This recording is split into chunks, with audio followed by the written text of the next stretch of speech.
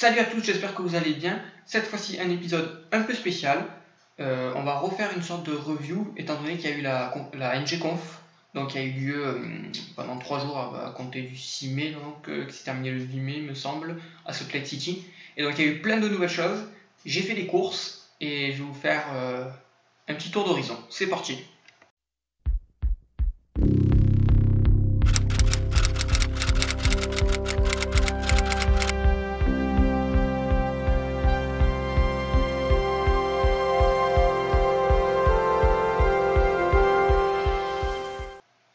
Donc au cours de cette NGConf, donc il y a eu beaucoup de thèmes qui ont été abordés. Quand je dis beaucoup, c'est vraiment beaucoup. Donc on va aller voir point par point.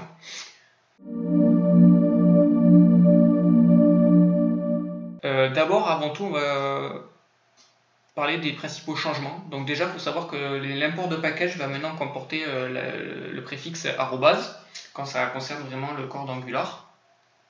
Et ce sera aussi le cas pour Angular Material et quelques autres librairies. Donc ce qu'il y a aussi encore à noter, c'est que le routeur initial est déprécié, donc un nouveau système de routing qui est disponible en utilisant l'import @angular/router.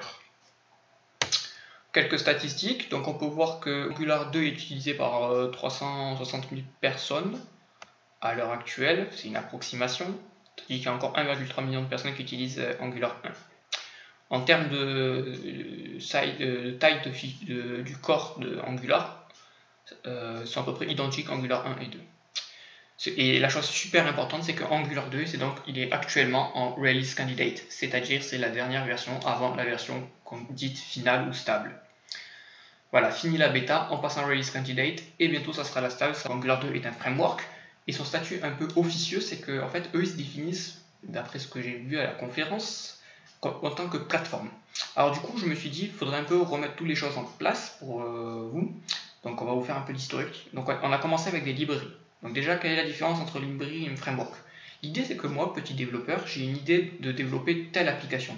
Pour telle application, je voudrais, je sais pas, modifier la date, avoir un format de date prédéfini, etc. Là, moi j'ai l'idée en tête, qu'est-ce que je fais? Je prends une librairie qui fait ce travail-là et c'est moi qui l'appelle et qui l'utilise. Tandis que le framework, c'est l'inverse. Enfin, l'inverse. L'idée, ça reste quand même encore le développeur qui l'a, heureusement. Mais ce qui se passe, c'est qu'en fait, moi, développeur, j'ai cette idée-là. Peux-tu m'aider à créer cette application? Et là, à ce moment-là, la chose est inversée. C'est-à-dire que c'est nous qui allons donner à ce que le framework a besoin et pas l'inverse. C'est-à-dire que le framework va nous dire, il va planter en fait, c'est voilà ce qui va se passer. Et donc, du coup, il va nous dire, j'ai besoin de ça. Donc, on va lui dire, ok, tiens, je te donne ça. Et ainsi, il va pouvoir hydrater ce qu'il doit hydrater. Il va pouvoir créer l'application que nous, on désire. Et la plateforme, en fait, c'est là où c'est que c'est un peu... C'est une nouvelle approche. Enfin, c'est une nouvelle approche. C'est pas une nouvelle approche en soi, bien sûr, mais ils sont arrivés à un niveau assez intéressant, en fait. C'est que Angular 2, c'est vraiment vu comme une plateforme. C'est-à-dire qu'il y a plusieurs services. On pourrait appeler ça service, pas des services au sens Angular, mais services au sens large. Et donc, par exemple, le service de routing, le service de dépendance d'injection, voilà, qui en est un lui-même. Et en fait, ce qui se passe, c'est qu'on va vraiment pouvoir être découplé du framework. On n'est plus tributaire de la syntaxe du framework lui-même, ou du moins le moins possible. Bien sûr, on l'est encore un peu, il y a des métadatas, mais le moins possible. Alors quand on faisait de l'Angular 1, on faisait plus de JavaScript, plus du tout. C'est d'ailleurs ce qui était reproché, contrairement à ses concurrents. Mais là, avec ce système de plateforme, on fait quasiment de l'ES6 classique, quoi. C'est des classes JavaScript simples. Et à tel point, même si on voudrait pousser la chose plus loin, on pourrait éventuellement utiliser qu'une brique de cette plateforme. Donc par exemple que le système de dépendance d'injection, et on ferait totalement autre chose avec. Et donc c'est là que c'est super intéressant, parce que c'est beaucoup plus souple, et ça offre énormément de simplicité, notamment pour tester, pour tout ce qu'il y a derrière en fait. Et donc voilà, ils se définissent comme plateforme. Donc je trouve que c'était intéressant de voir ce concept-là qui émerge de plus en plus.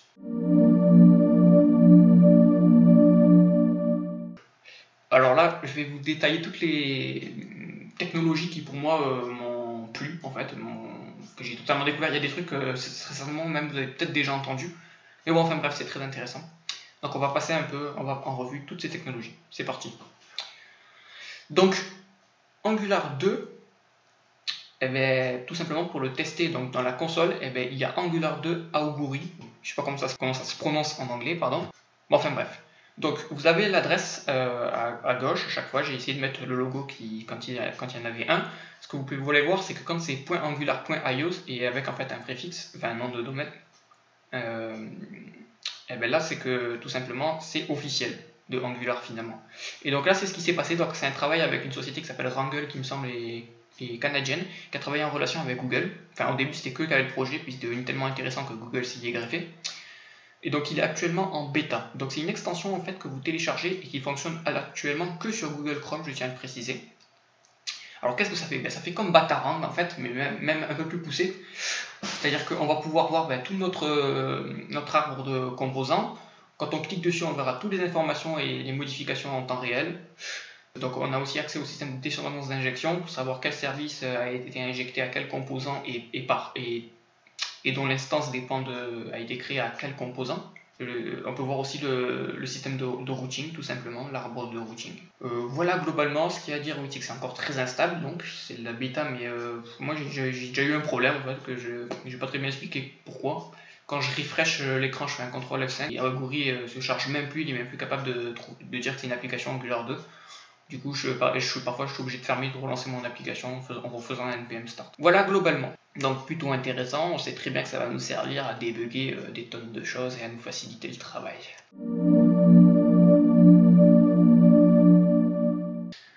Réabordons Angular CLI. Je dis réabordons car lors de ma toute première revue j'en avais déjà parlé. Mais donc comme je l'avais dit, je le redis, c'est vraiment l'outil pour scaffolder de l'Angular 2. Donc il est actuellement en bêta, il y a encore quelques petits problèmes. D'ailleurs vous pouvez aller voir les issues si vous rencontrez certains problèmes, regardez du côté des issues qui sont close, bien souvent vous aurez vos réponses. Donc globalement qu'est-ce qu'il fait? En fait c'est qu'il essaye il scaffolde donc des composants, des services, des routeurs avec le système de lazy loading. Voilà, il inclut facilement toutes les dépendances en utilisant le système JS. Le but est en fait de bypasser l'utilisation de task runner parce qu'il y en a à foison et chaque mois il y a des nouveaux qui émergent. Donc voilà, donc le but c'est de pouvoir avoir une application sans task runner et problème de versionning, etc. Après, bien sûr, je dis pas que c'est la fin des task runners parce qu'il y aura tout le temps des tâches spécifiques à faire et dans auquel cas certaines personnes voudront des task runners, ça c'est sûr. Mais donc voilà, à part ça, donc ça permet d'avoir une application Angular 2 bien propre. Donc comme je l'avais déjà dit, Angular CLI c'est basé sur Humber CLI, donc le framework Humber.js qui avait déjà fourni un système de command line. Donc voilà, donc la Angular CLI ça a repris ce concept. C'est ça qui est bien aussi sur la communauté Angular, c'est que ça reste pas fermé, voilà, ça prend le meilleur de Humber CLI, de React on verra après. Enfin bref, voilà. Donc ça va permettre aussi de lancer des tests unitaires avec Karma, les tests fonctionnels, enfin end-to-end avec Protractor, et même de faire de l'analyse de code avec Codelyzer. Et on peut manager un repository Git en pouvant déployer automatiquement sur GitHub le projet.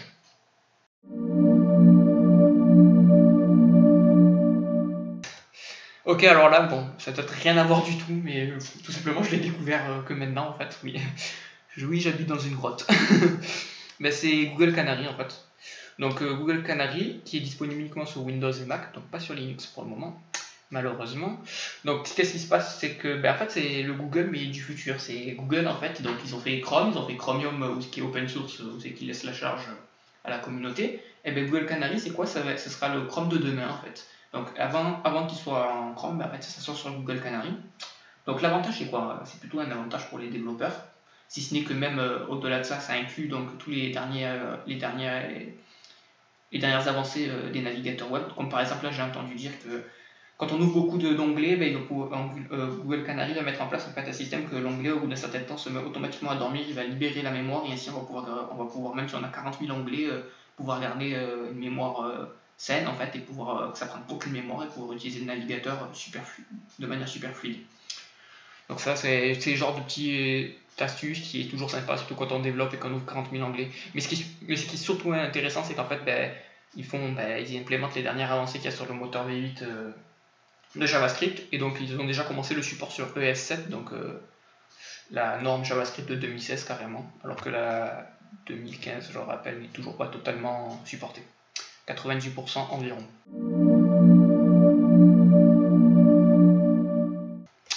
Donc ensuite, on continue dans le tooling, cette fois avec Visual Studio Code. Alors là, c'est simple.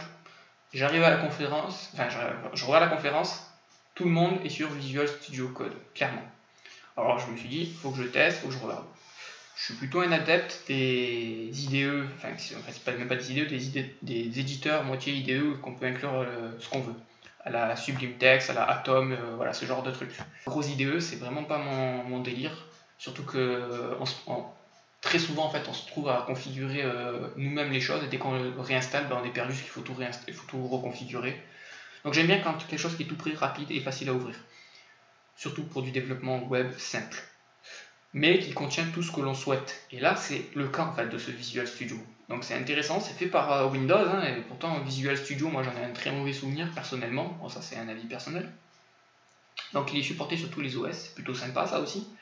Et en fait, pourquoi il est intéressant? Déjà de base, en fait, nativement, il gère TypeScript en fait, hein, il était fait pour, hein, clairement, il est orienté TypeScript. Et donc quand on va déclarer nos interfaces et tout ça, nos contrats vont pouvoir être visibles, enfin on aura vraiment tout, on aura toutes les méthodes pour l'autocomplétion, c'est plutôt cool, voilà. Il a nativement donc un support de Git, légèrement graphique on va dire, une interface, et voilà, il a aussi un système de debug simple. Donc voilà, il a les outils en fait, il n'en a pas beaucoup, mais il a juste ce qu'il faut.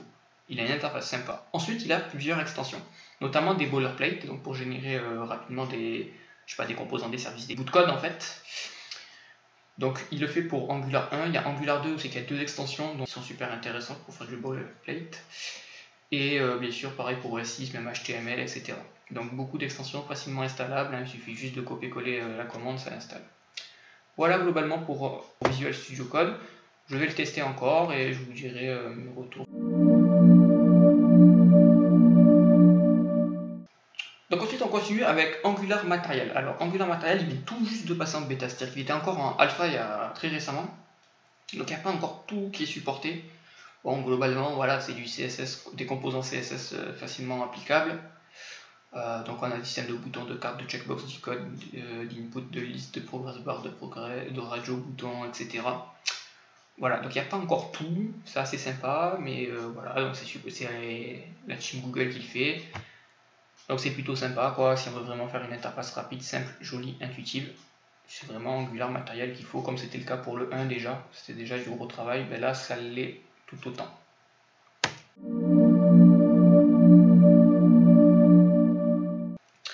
Donc ensuite on va un peu plus dans la complexité j'ai envie de dire, donc Angular Fire 2. Donc qu'est-ce que c'est? En fait donc c'est Firebase avec Angular, mais cette fois pour Angular 2, donc du coup c'est basé sur le système de programmation réactive, hein, parce que c'est vraiment le but. Angular 2 arrive avec cette programmation réactive qui est vraiment révolutionnaire pour moi, ça permet de faire beaucoup de choses. Et donc là, donc en fait c'est quoi? Donc on a une base de données qui va être basée donc sur des systèmes observable, donc pouvoir avoir donc des synchronisations en temps réel et qui gère un système d'authentification simple en temps réel. Donc c'est super pratique si on veut stocker des informations sans avoir réellement de back-end, mais de manière sécurisée quand même. J'ai pas encore utilisé, j'aurai l'occasion de le faire. Peut-être que je ferai un tuto carrément sur une petite application simple et pour expliquer Angular 2, et j'utiliserai aussi Angular Firebase, ce sera l'occasion, donc Angular Fire 2. Actuellement en bêta aussi. Ok, maintenant abordons NGRX. Alors NGRX c'est en quelque sorte une surcouche de la programmation réactive reprenant le concept de Redux de React.js. Donc Redux en fait il est lui-même basé sur Flex. C'est en quelque sorte, et Flex qui est développé donc par Facebook, c'est en quelque sorte juste un simple pattern permettant de disposer d'une sorte de state management container, donc comprenez conteneur de gestion de l'état de l'application. Pour simplifier à gros grains, c'est comme disposer d'une machine à état avec un comportement prédictible. Visiblement, l'intérêt est plutôt pour le développeur et la maintenabilité du code, car obtenir des applications fluides, coopératives en temps réel, etc. avec Angular 2 est déjà très bien armé pour cela. Donc NGRX utilise trois concepts clés. Un store global à toute l'application qui est de type observable, des réduceurs et des actions. Je vais vous décrire chacun d'entre eux. Donc en fait, on adhère à un store contract nous permettant de disposer d'une complète représentation de l'état de l'application depuis partout. Donc les reducers, ce sont de simples fonctions qui ont deux arguments, l'état précédent et une action qui est typée. Donc en fait, les réduceurs, ils représentent des bouts de l'état de notre application et devraient être structurés et composés en conséquence. Enfin viennent les actions, c'est les seuls à pouvoir déclencher un changement d'état via une interaction de l'utilisateur. Chaque action entre dans le action pipeline défini par le store, c'est une sorte de cycle obligatoire pour que toute action soit validée. En fait, cela modifie complètement la gestion du cycle de vie de notre application Angular 2. Je dois vous avouer que pour le moment je ne comprends pas encore l'intérêt. D'après l'équipe de dev, elle met en avant donc, que le fait de centraliser les données dans un store unique augmente les performances et facilite la testabilité de nos applications. Voilà, je ne vous en dis pas plus car moi-même j'en sais très peu sur ce sujet.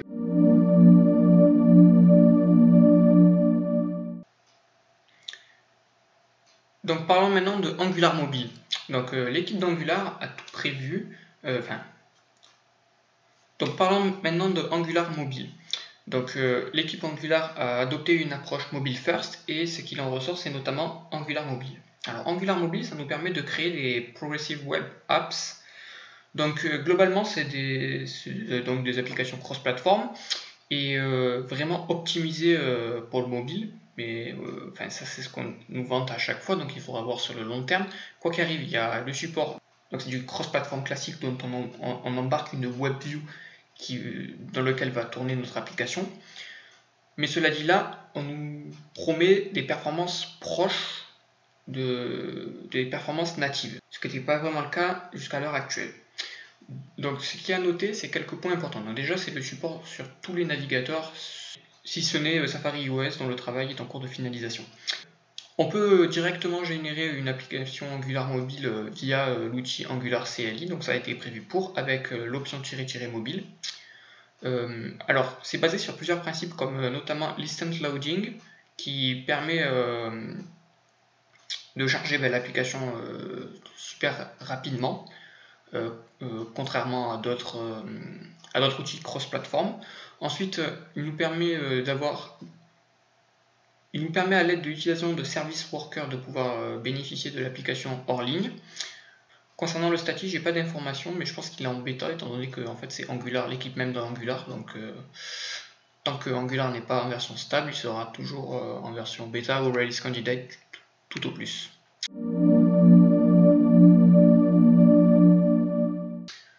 Alors maintenant, on va voir l'autre côté.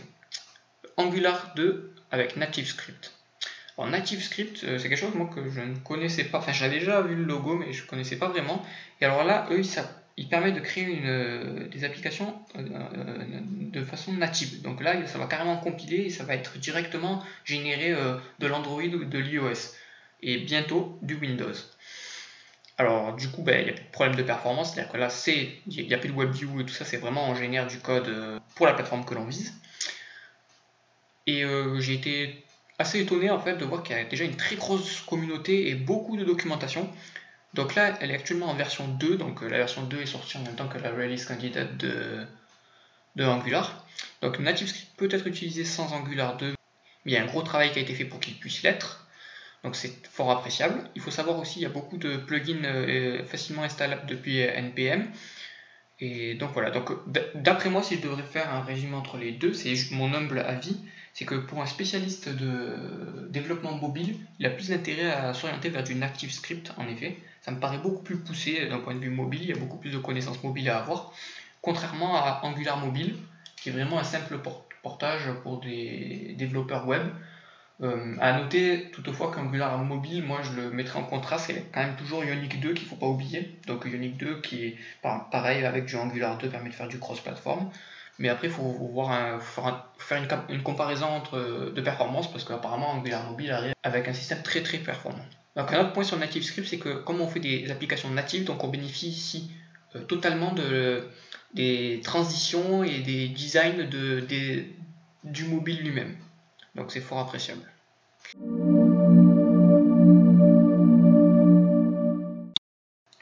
J'espère que ce petit tour d'horizon vous a plu. N'hésitez pas à commenter si vous avez des connaissances plus approfondies sur certaines technologies évoquées durant la vidéo. Je voudrais aussi dire quelques petits mots concernant les vidéos. Donc, dans les prochaines semaines, je reprendrai les tutoriels sur Angular 2 sur un point bien précis de Angular 2. La semaine prochaine, donc, on part sur les services. J'ai décidé de ne plus dépasser 20 minutes par vidéo car je pense que c'est beaucoup trop.